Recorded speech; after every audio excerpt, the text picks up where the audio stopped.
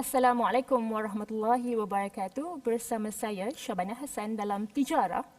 Kerugian demi kerugian yang dilaporkan oleh berita tempatan membuatkan masyarakat kita ni seolah-olah sudah lali dengan topik sindiket penipuan. Minggu lepas kita telah menyentuh isu penipuan dalam MLM dan kali ini kita akan merungkai dengan lebih mendalam mengenai pelaburan emas. Bila kita bercakap mengenai pelaburan emas ni, saya nak bertanya kepada penonton masih ingat tak dengan nama Geneva Gold? Salah satu skandal emas terbesar di negara ini. Baru-baru ini syarikat Geneva Gold telah didapati bersalah dan didenda 450 juta ringgit akibat aktiviti money laundering.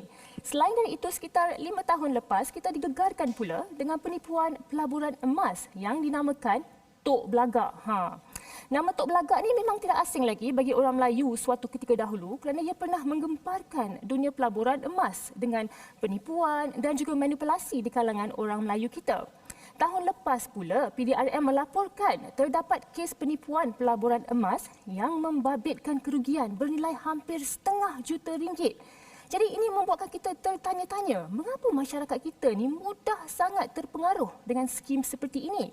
Ditambah pula dengan situasi ekonomi sekarang yang agak mencabar. Masyarakat digalakkan untuk melabur dan menabung untuk pelindungan kecemasan di masa hadapan.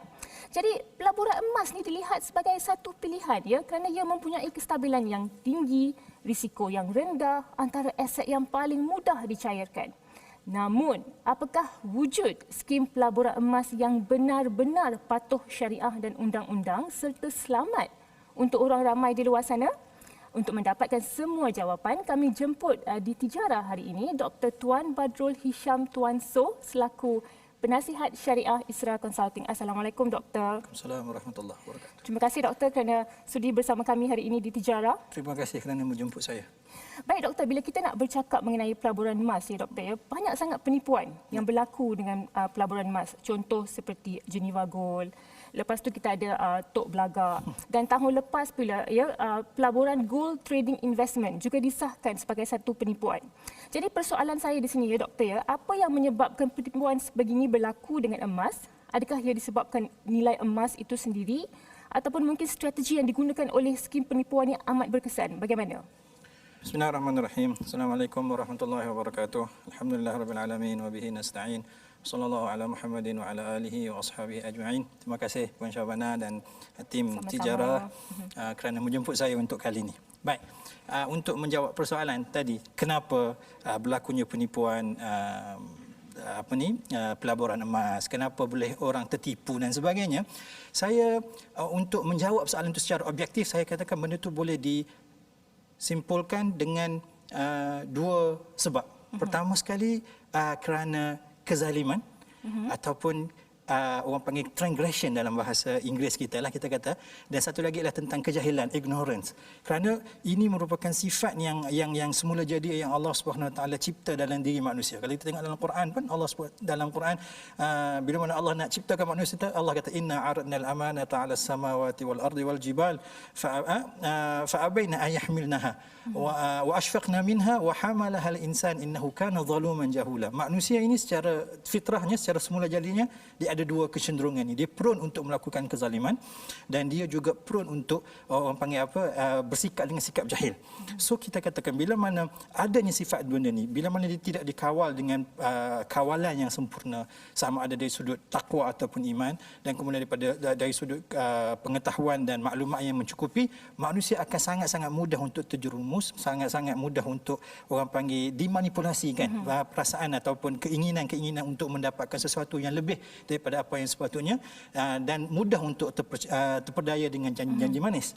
Dan kalau kita tengok pun teori ini juga disebut oleh orang panggil ahli ekonomi barat, contohnya macam Adam Smith kan, bila mana dia bercakap tentang the wealth of nation dalam tulisan dia, ataupun banyak tulisan-tulisan yang lain yang dikatakan manusia ini dia ada sifat selfishness yang memang asal-asalnya memang dah ada dah, cumanya perlu dikawal, dan benda itulah yang akan memacu ekonomi ke hadapan. Apabila berlakunya orang panggil ke mana-mana hiccup dalam isu mengawal, sama ada orang panggil greed ataupun keinginan untuk mendapatkan benda yang lebih daripada apa yang dia mahu, ataupun dia orang panggil apa jahil dengan apa maklumat yang sepatutnya dia dapat, maka dia akan mudah untuk tertipu. So kalau kita tengok cerita scam ni atau cerita penipuan pelaburan, dia tidak eksklusif dalam isu gold semata-mata, bahkan dia ialah cerita yang malar segar daripada zaman dulu, daripada zaman dulu dan dalam banyak-banyak bentuk. Dulu kalau kita ingat tahun 90-an kita ada cerita Pak Mantelo, walaupun dia tak melibatkan emas secara langsung, dia melibatkan scam penipuan pelaburan, Ponzi scheme dan sebagainya. Bahkan lepas tu kita ada Tuhan Harun dan sebagainya. Maka semua ini menunjukkan bahawasanya cerita ini akan sentiasa berulang kerana aktor ataupun orang yang terlibat ialah orang yang sama, iaitu manusia, yang mana dia ada dua sifat ni, zalum dan jahul. Satu yang transgression dan satu lagi ialah kejahilan. Betul Dr. Bat, saya setuju ya. Pada masa yang sama ya Dr. Bat, kurang memahami aspek pelaburan oleh masyarakat kita ni ya, tetapi mereka tetap mahukan keuntungan.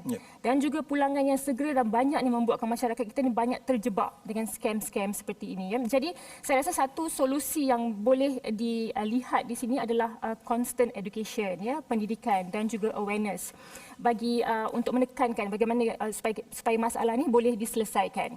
Baik Dr. Bat, kalau kita nak lihat dari sudut pandangan Islam pula ya, bagaimana Islam boleh membantu ya seseorang untuk mengelakkan diri dari terjerumus dengan skim penipuan seperti ini? Baik, kalau kita relate dengan jawapan saya yang pertama.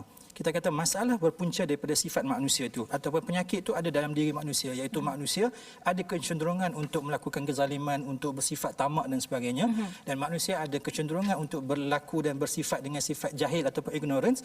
Maka untuk selesaikan masalah ini, Islam datang dengan merawat kedua-dua problem ini. Islam dalam isu tamak sebagai contohnya, Islam meletakkan garis panduan, ada benda yang halal, ada benda yang haram, ada benda yang boleh diambil, ada benda yang tak boleh diambil. Semuanya perlu mengikut peraturan ataupun undang-undang yang kita sebut sebagai hukum syarak. Tidak boleh dilepaskan ataupun dipulangkan semata-mata dengan keinginan ataupun nafsu manusia untuk mengumpulkan sebanyak mungkin keuntungan ataupun harta. Maka dari satu sudut, Islam meletakkan orang panggil apa, undang-undang ataupun jalan macam mana satu benda tu boleh diambil secara sah di sisi agama. Itu yang pertama. Yang kedua, Islam juga menggalakkan supaya orang sentiasa mencari maklumat, sentiasa mencari orang panggil information yang benar. Bahkan Nabi SAW dalam satu ketika bila mana ada berlaku kesilapan di kalangan para sahabat dalam membuat keputusan sehingga mengorbankan nyawa salah seorang daripada sahabat, Nabi kata syifaul ayyi as-su'al, ubat kepada kejahilan adalah bertanya. Dan dalam Quran sendiri Allah kata fasalu ahla dzikri in kuntum la ta'lamun. Kamu kena bertanya orang yang tahu sekiranya kamu tak tahu. Maka kalau kita tengok dalam isu benda khususnya pelaburan emas, Islam meletakkan panduan yang jelas. Okey, boleh saya katakan di sini ya, Dr. Bat, dia mematuhi peraturan syariah itu akan mematuhi peraturan syariah dalam emas ya, akan membawa kepada pelaburan emas yang selamat ya bagi masyarakat Islam. Okey, terima kasih Dr. Bat. Baiklah, kita akan berehat seketika dan bila kita kembali kita akan bertanyakan pula adakah syarikat emas yang boleh dipercayai dan patuh syariah di luar sana. Jadi jangan ke mana-mana.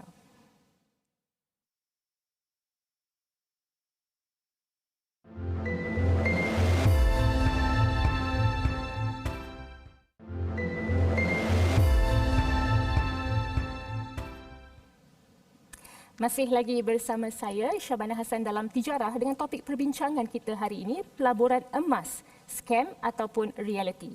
Baik, Dr. Bat, saya nak bertanyakan ya, dengan situasi ekonomi negara sekarang yang tidak menentu ya, dengan pandemik COVID-19, emas ni dilihat sebagai satu tempat selamat bagi mereka yang mencari perlindungan daripada pelaburan-pelaburan yang mempunyai risiko tinggi seperti shares. Okay? Contoh. Tetapi dengan begitu banyak sangat penipuan dalam pelaburan emas, ini membuatkan masyarakat kita macam agak skeptikal nak membuat pelaburan dalam pelaburan emas yang patuh syariah. Jadi sebagai seorang konsultan di sebuah organisasi yang banyak memberikan nasihat terhadap pelaburan patuh syariah iaitu Isra Consulting, saya nak bertanyalah, wujud ke syarikat pelaburan emas yang betul-betul patuh syariah di luar sana? Baik. Jawapan dia, ya, memang ada syarikat-syarikat, bahkan bank-bank yang reputable banks yang menawarkan produk-produk pelaburan emas. Dan kalau kita tengok, satu-satu produk pelaburan yang melibatkan emas akan diiktiraf sebagai patuh syariah ataupun syariah compliant investment bila mana dia memenuhi beberapa ciri-ciri wajib. Dan bila kita bercakap tentang soal emas, kita kata ada satu hadis, satu undang-undang, satu kod yang perlu sepatutnya dihafal oleh semua orang, yang mana yang diriwayatkan oleh Ubadah bin Samit, Nabi SAW sebut al-dhahabu bil-dhahabi, wal-fiddatu bil-fiddati, wal-burru bil-burri, wal-sya'iru bil-sya'iri, wal-tamru bil-tamri, wal-milhu bil-milhi, sawa'an bis-sawa'in, yadan biyadin. Dan Nabi kata fa in ikhtalafat hadhihi al-asnaf fabi'u kaifa syi'tum idza kana yadan biyadin. So kita kata dalam isu benda yang melibatkan emas, benda yang paling utama kita kena pastikan emas tu ada. Dan ini merupakan salah satu orang panggil ciri yang paling utama sekali untuk setiap orang yang berminat ataupun berniat untuk menyertai pelaburan emas. Dia kena pastikan pelaburan emas ini akan menyebabkan dia memiliki emas yang sebenar. Bukan semata-mata benda yang tertulis atas kertas, tapi bila mana dia minta emas dia nanti satu hari nanti, dia kata, oh kami tak boleh bagi emas yang sebenar. Itu salah satu petanda yang cukup jelas bahawasanya pelaburan ini kemungkinan scam. Sebab kita kata kalau dalam syariat mesti kena ada emas. Dan bila mana satu pelaburan tu dikatakan sebagai pelaburan patuh syariah, dia mestilah memenuhi syarat utama transaksi penjualan emas, iaitu dia mesti dilakukan secara spot ataupun orang panggil secara tunai, yang mana pembayaran perlulah terus disusuli dengan pemindahan hak milik emas tu daripada penjual kepada si pembeli ataupun si pelabur tu. Jadi di sini Dr. Bat, boleh saya katakan ya, pelaburan emas patuh syariah, syarikat pelaburan emas patuh syariah memang ada di luar sana yang boleh kita percayai lah ya. Boleh. Ya. So kita kata memang pun kami di peringkat Isra Consulting pun kita ada banyak menasihati banyak syarikat, antara syarikat yang kita telah certify ataupun kita telah endorse sebagai menjalankan ataupun menawarkan produk-produk pelaburan patuh syariah ialah seperti Quantum Metal yang kita sebut QM. Setakat ini kita kata dekat Isra Consulting kita telah endorse 3 produk pelaburan emas yang ditawarkan oleh syarikat Quantum Metal Sdn Bhd ataupun QM ini, iaitu Gold Storage Account, Gold Leverage Account dengan Gold Advance Account. So ketiga-tiga ini setelah kita telah berpuas hati dari sudut strukturnya dan dari sudut orang panggil documentation yang terlibat, maka Isra Consulting telah mengesahkan bahawasanya ketiga-tiga produk ini adalah produk pelaburan emas yang memenuhi kehendak syariah, maka dia jadi syariah kompleks. Bila kita bercakap mengenai Gold Storage Account, GLA dan juga GAA tadi ya, Dr. Bat ya, apakah pelaburan emas ini bagi semua lapisan masyarakat ataupun khas untuk bisnes sahaja, bagaimana? Dia untuk semua. Kalau kita tengok dari sudut strukturnya, produk-produk ini boleh diakses ataupun boleh disertai oleh semua lapisan masyarakat bermula dengan modal sekecil RM10. Maksudnya kalau kita ada RM10, kita dah start boleh join satu produk yang pertama, GSA, Gold Storage Account. Dan untuk kita participate dalam GLA dan GAA, dia punya prerequisite requirement dia adalah kita kena ada GSA dulu. Maka untuk start masuk dalam GLA dan GAA, kita kena masuk GSA, dan GSA ni macam saya sebut tadi boleh disertai dengan modal serendah RM10 pun. Maka dia boleh disertai oleh orang perseorangan walaupun tak modal tak banyak, dan dia juga QM sendiri pun telah bekerjasama dengan banyak reputable bank seperti Bank Muamalat dan sebagainya, yang menyebabkan dia sesuai untuk orang panggil disertai oleh semua lapisan masyarakat. Jadi bila seseorang itu ingin memiliki emas daripada Quantum Metal ini, dia memiliki emas daripada GSA, iaitu dengan harga RM10 sahaja. Serendah RM10. Serendah RM10 sahaja. Baiklah. Okey, seperti yang Doktor maklumkan ya, nampak macam Quantum Metal ni mempunyai banyak potensi ya untuk terus mengembangkan sayapnya dalam pelaburan emas yang patuh syariah ya. Jadi setakat ini bagaimana sokongan yang diberikan ya Dr. Bat oleh masyarakat ataupun industri kewangan ya terhadap Quantum Metal? Setakat ini, kalau setakat penglibatan kita dalam menasihati produk-produk yang ditawarkan oleh QM satu syarikat yang saya boleh katakan secara peribadi, kerana saya ada hubungan yang orang panggil secara konstan dengan QM dalam menasihati produk-produk mereka. Kita kata QM sangat aspire untuk menjalankan produk pelaburan-pelaburan yang patuh syariah yang pertama. Kemudian QM juga mendapat kerjasama daripada bank-bank Islam yang terkenal seperti Bank Muamalat dan Bank Affin yang pastinya akan membuktikan ataupun memberi indication bahawasanya perniagaan ini dilakukan ialah orang panggil genuine dan mematuhi syariah. Dan kita kata QM juga orang panggil dia mempunyai simpanan emas yang kita memang kita tahu. Kita sebagai penasihat syariah kita telah menjalankan audit dan sebagainya, dan emas-emas yang disimpan, maksudnya dia melibatkan fizikal emas fizikal yang sebenar boleh diakses bila-bila masa sahaja, dan maka kalau seorang pelabur tu dia beli emas daripada QM, disimpan dalam GSA, dia participate dalam JLA dan JAA, kalau dia nak dapat emas anytime dia boleh redeem. Baiklah, fizikal emas itu adalah penting untuk memastikan sesuatu syarikat itu adalah patuh syariah ataupun tidak dalam pelaburan emas, ya Dr. Bat. Ya, okey, baiklah Dr. Bat, terima kasih. Kita akan berehat seketika sahaja, dan bila kita kembali kita akan bertanyakan pula apakah itu kunci harga dalam urus jaga emas. Jadi jangan ke mana-mana. Sekejap sahaja.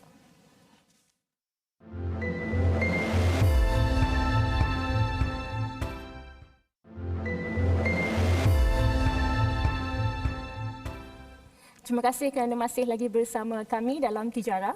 Baik Dr. Bat, sebelum saya bertanyakan mengenai isu pelaburan emas iaitu kunci harga, ya, saya nak bertanyakan pula kembali mengenai quantum metal ni. Mungkin Dr. Bat boleh secara ringkas memberitahu apakah ciri-ciri khas yang ada dalam pelaburan emas patuh syariah oleh quantum metal ini? Dalam quantum metal, antara ciri utama yang dimiliki oleh produk-produk yang ditawarkan oleh quantum metal, dia melibatkan emas fizikal yang sebenar. Maksudnya bila mana seorang peserta ataupun pelabur melabur dalam produk-produk QM, dia sebenarnya memiliki certain amount of gold. Dia ada memiliki gold yang sebenar yang boleh diambil bila-bila masa sahaja yang dia mahu, dan emas-emas ini disimpan di dalam tempat-tempat simpanan vault yang certified, yang diakui, dan dia pula di cover ataupun dilindungi oleh insurans dan takaful dan sebagainya, menyebabkan dari sudut keselamatan emasnya sangat-sangat terjamin insya-Allah. Dan yang kedua kita tengok QM sebagai orang panggil operator kepada pelaburan ini, dia bukan setakat mengajak orang supaya memiliki emas melalui GSA tadi, Gold Storage Account, dia juga menyediakan ekosistem. Dia ada GSA untuk memiliki emas, dia ada GLA, Gold Leverage Account, untuk memberi pembiayaan orang supaya boleh beli emas.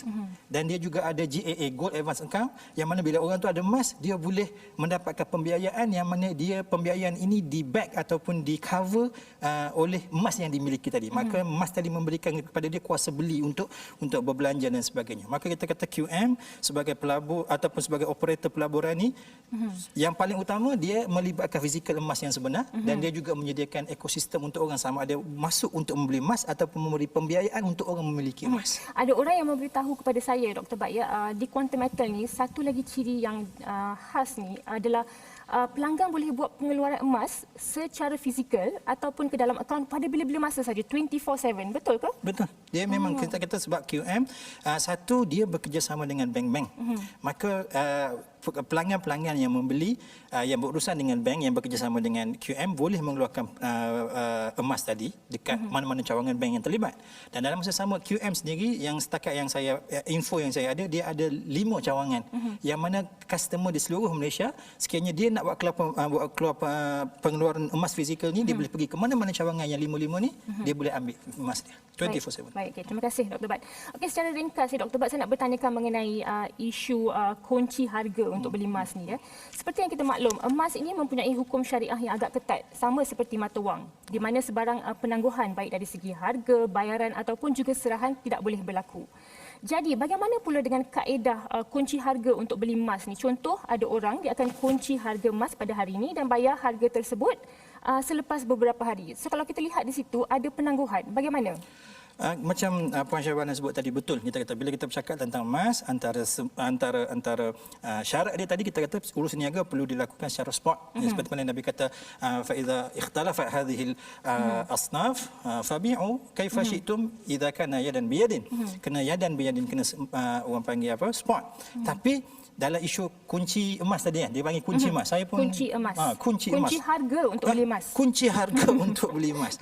Kita kata kunci harga beli emas, maksudnya dia janji hari ini untuk beli emas dengan harga sekian dan benda itu akan dilangsanakan esok. Dan benda ni kita kata dari sudut syariahnya kita takifkan dia, kita memberikan karakter fiqahnya sebagai wa'ad ataupun janji. Maka sebenarnya secara umumnya kaedah ini dibenarkan oleh syariat.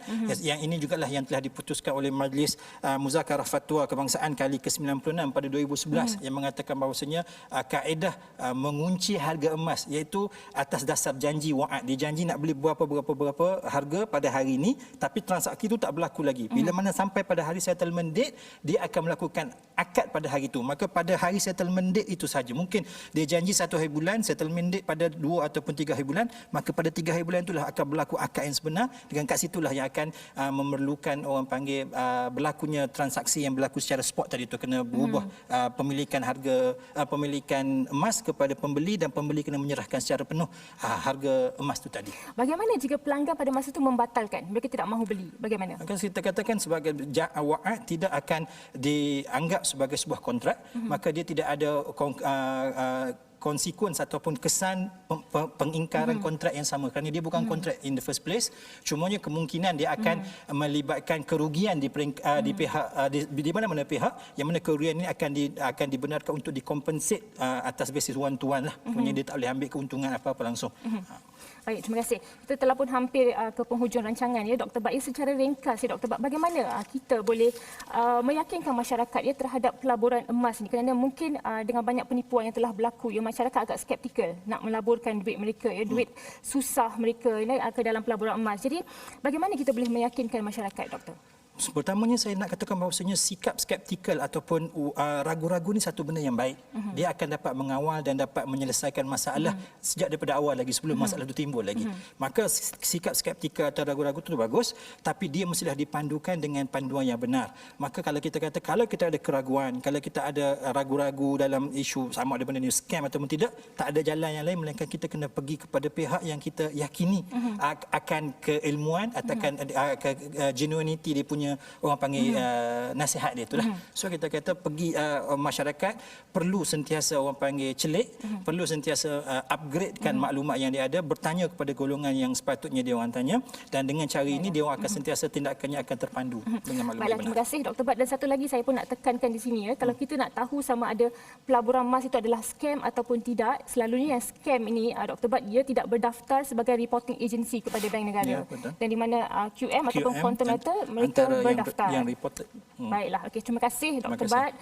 Kita sudah pun berada di penghujung rancangan, rasa macam singkat je masa kan. Terima kasih buat panel jemputan kita Dr. Bak dari Isra Consulting atas maklumat dan juga perkongsian yang begitu mantap ya sebentar tadi. Ini secara tidak langsung mendidik kita untuk lebih memahami garis panduan pelaburan emas dalam Islam sebelum kita melakukan sebarang pelaburan. Masyarakat juga perlulah lebih cakna ya dengan melakukan kajian secara serius sebelum memindahkan wang mereka untuk tujuan pelaburan emas. Oleh itu, pihak yang berautoriti dilihat penting ya untuk mengeluarkan garis panduan spesifik terhadap syarikat pelaburan emas agar mudah bagi orang ramai untuk melakukan semakan. Buat saudara Muslim kita pula, khususnya bukan sahaja maklumat syarikat yang perlu diambil berat, bahkan sejauh mana pelaburan emas itu benar-benar patuh syariah. Namun, jangan pula kita anggap semua syarikat yang menawarkan pelaburan emas itu sebagai sindiket penipuan, kerana masih juga terdapat syarikat pelaburan emas yang menawarkan pelaburan yang selamat dan mengikut akta undang-undang. Contoh, Quantum Metal merupakan antara syarikat pelaburan emas yang mendapat pengiktirafan World Gold Council dan mempunyai produk-produk yang patuh syariah. Produk seperti Gold Storage Account, GSA, Gold Leverage Asset, GLA dan Gold Advance Account, GAA yang disebut oleh Dr. Bak tadi telah mendapat pengesahan dari Isra Consulting sebagai patuh syariah terhadap polisi syariah Bank Negara Malaysia dan juga syariah standard IOF yang terletak di Bahrain. Untuk maklumat lanjut mengenai pelaburan yang ditawarkan, anda bolehlah melayari laman web syarikat ini di hyperlink http www.quantummetal.com. Ingat, pastikan semak terlebih dahulu sebelum melakukan sebarang transaksi kewangan. Dengan itu, saya akhiri pertemuan kita malam ini. InsyaAllah kita bertemu lagi di minggu hadapan dalam Tijarah, rancangan kewangan Islam anda. Assalamualaikum, selamat malam.